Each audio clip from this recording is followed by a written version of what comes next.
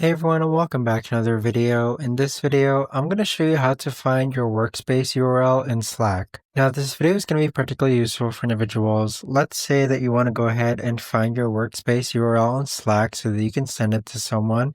How do you actually go ahead about doing so? Now this video is going to be short, sweet, and simple guys. There's not going to be a lot of steps involved.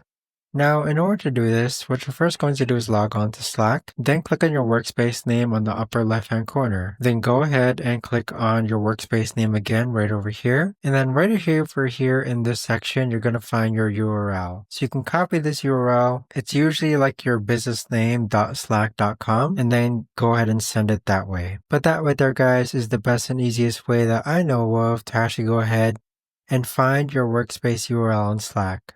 If you guys know of a better or easier way to actually do this, let me know in the comments down below. I would love to know. Thanks so much for watching everyone, and I'll see you guys all in the next video.